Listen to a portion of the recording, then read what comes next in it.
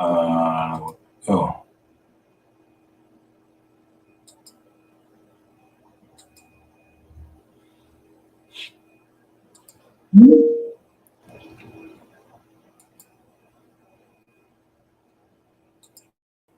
Good afternoon, everyone. Welcome back to our all recovery, uh, to our family meeting. Excuse me. Welcome back to our family meeting. This is our support group. All right. And so, without further delay, my name is Craig. And so I'm going to get right into it. We got very good information. And so, this article that I'm going to bring before you right now is from the recoveryvillage.com. You can go online and retrieve this article. And let's see what this article has in store for us. So, yes, so we're going to be talking about tonight, and that is, you can see it at the bottom of the screen. It says 10 tips to help family members of addicts cope. 10 tips to help family members of addicts cope, right? And so it starts off by saying addiction affects everyone, not just the person struggling with substance misuse. And so it says, here are 10 tips that can help family members cope with a loved one's addiction. And so this article gives us a glance of what it entails in this article. It says millions of people struggling with substance misuse and addiction. It says you can help a family member cope with addiction by understanding the condition and going to family therapy, connect with peers, preparing family meals. Help is available for families. All right. And so, first part, as I stated before, 10 tips for family dealing with an addict. And so the introduction goes a little further. It said, addiction can happen to anyone, right? Addiction can happen to anyone, even in loving families. When addiction develops, family members and friends are also often directly impacted by the addiction. That's why in addition to taking steps to help get your loved ones into a treatment program, it's important for family members and friends to have a good understanding of addiction while also continuing to take care of their own health. This helps you provide the love and support the addicted person needs in order to heal. All right. So the first one we want to talk about, learn as much as possible about addiction. Education can help families escape the blame game. Rather than believing that the person's addiction stems from weakness, willfulness, and stubbornness, it might be helpful to understand how it actually stems from changes within the brain. Understanding that addiction is not a choice might help you let go of anger and resentment you may be feeling about your loved one's addiction. There are many online resources that can help families learn about addiction. Most bookstores also offer a wide selection of books about the chemistry of addiction and the science behind the addiction treatment.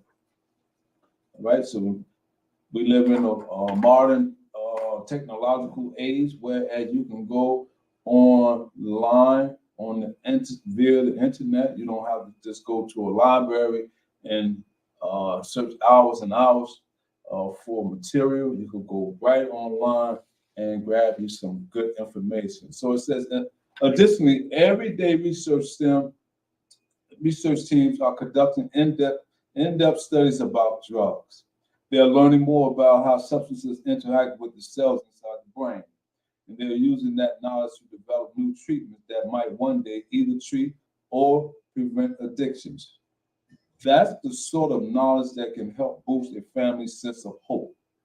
With each advancement, you can feel more confident that the addiction can be treated and conquered. Let's talk about the number 2 aspect of it. Connect with understanding peers.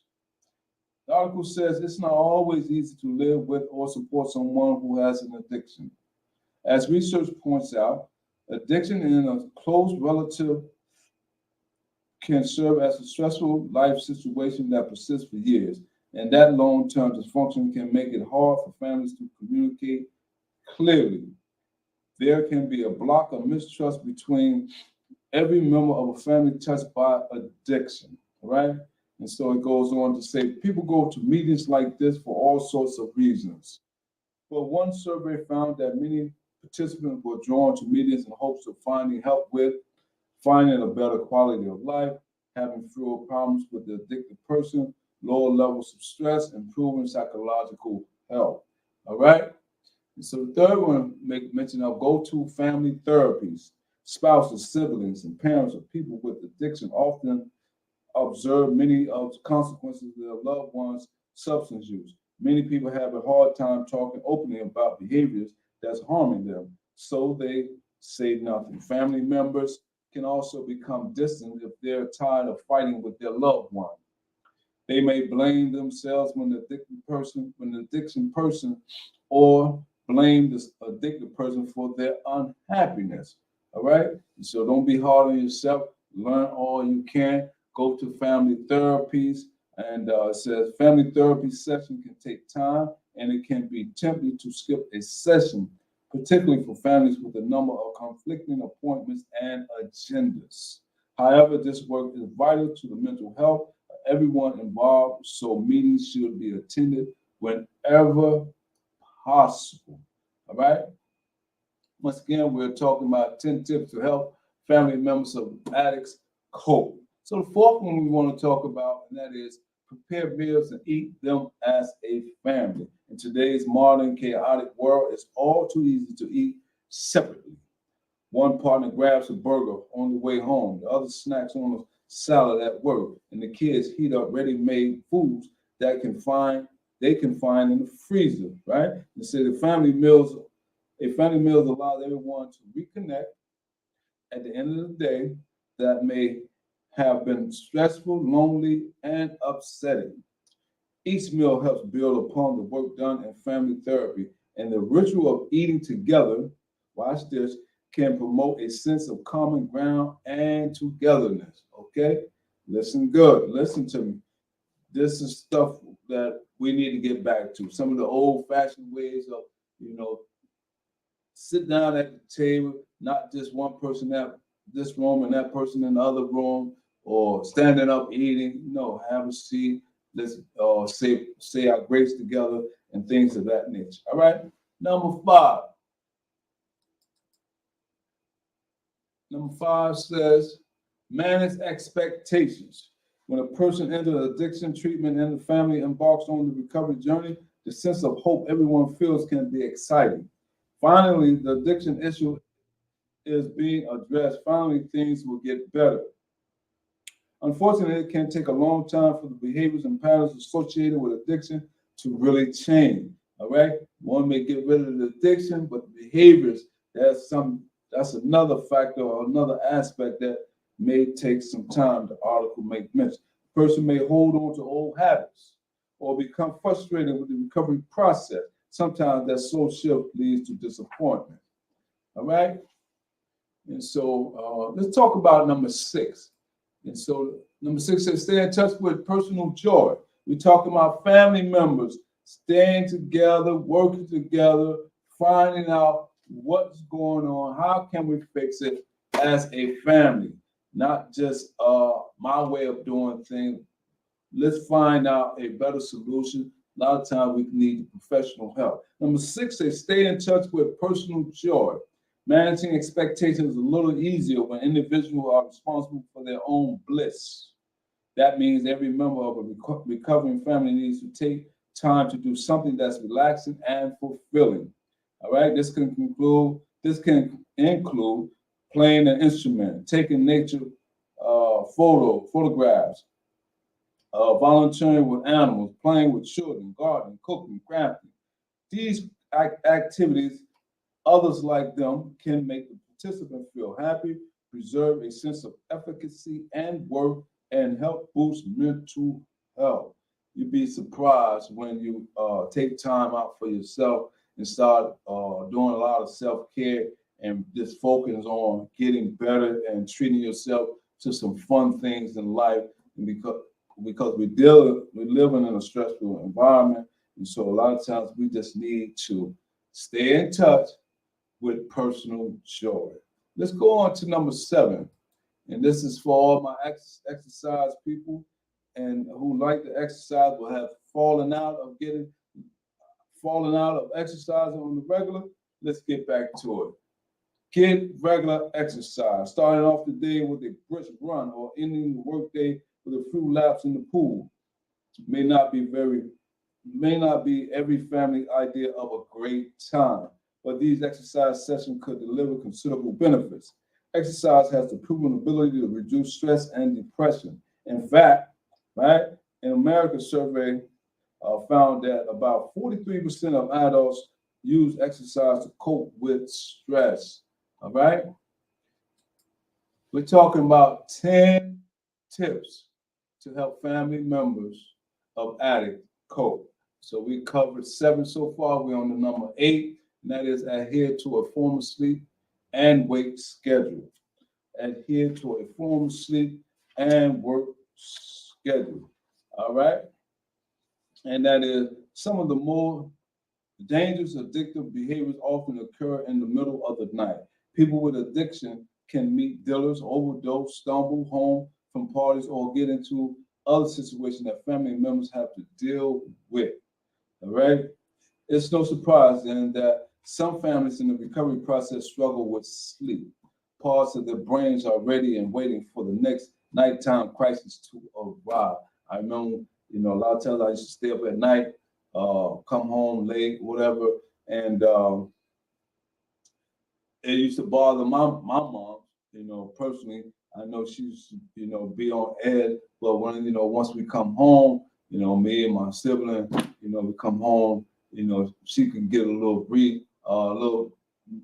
resolved knowing that, that we're okay, and we're safe and sound in the household. But that can be a lot of family members who are going through with their loved ones, wondering, when another crisis may occur, if they are right, how they're doing, when they're coming home and things of that nature. So we need to adhere to a formal sleep and wake schedule. Regular sleep loss can make the recovery process more difficult.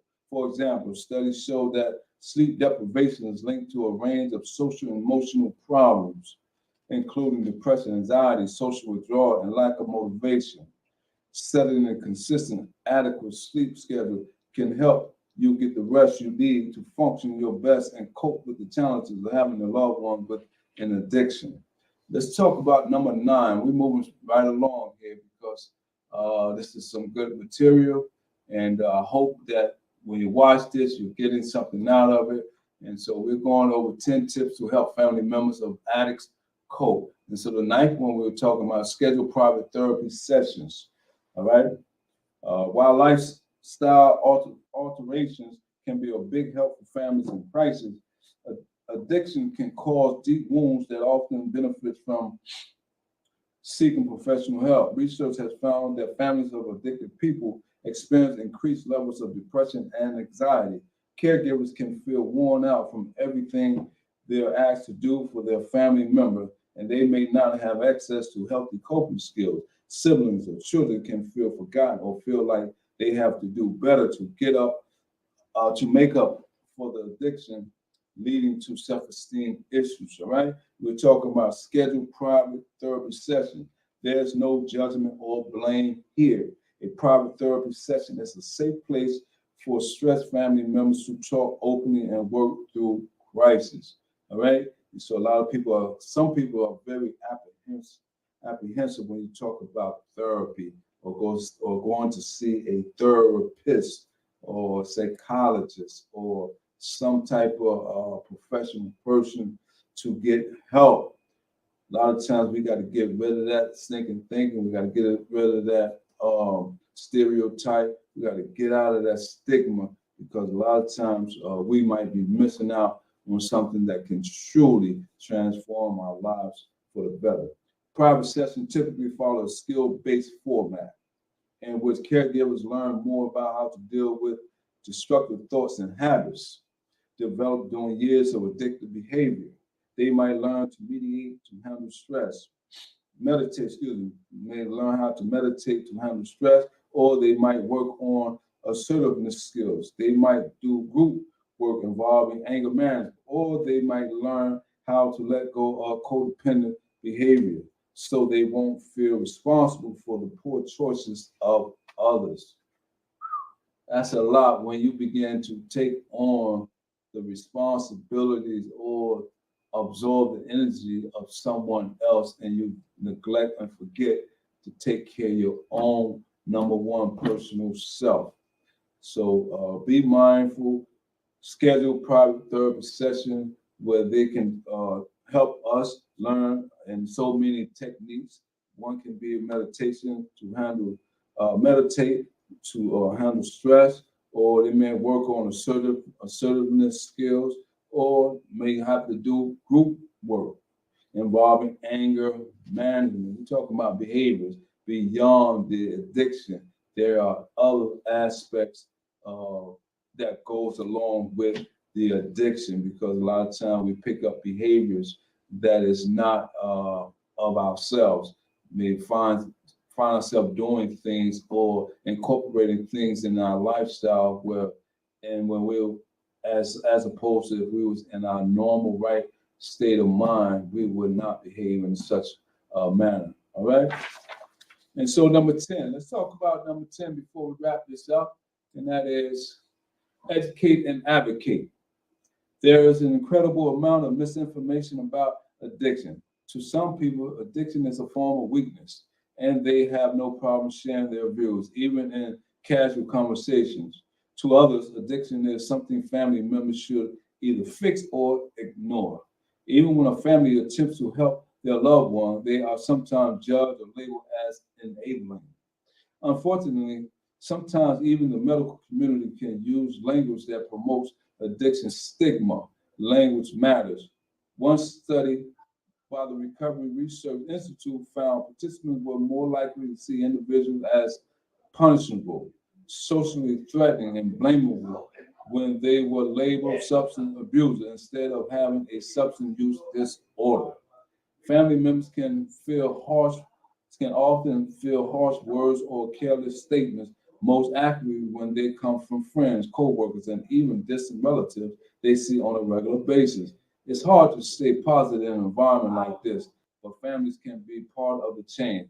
Every time they hear a phrase like this, they can share the truth about addiction. They can share some of the knowledge they have learned from private research, support groups, and therapy sessions, and give their friends this destigmatizing words to use instead. Advocating on behalf of people struggling with addiction is brave. Let me read that again. Advocating on behalf of people struggling with addiction is brave. It's also a vital, empowering, and health affirming thing to do. Rather than staying silent and fuming, families that speak up are doing something to make things better. Those conversations could not only have a wonderful impact on the family spirits, but also positively impact their community. All right. And so that's it for this week on our family support meeting. We just went over 10 tips to help family members of addicts cope. Remember, the holiday season is coming. Be careful, be safe. If you have to get some support, reach out. Don't hold it in and learn how to address these, not only the addiction, but also the behavior factors that come with it. All right. And so my name is Craig. Until the next time, enjoy your life to the fullest.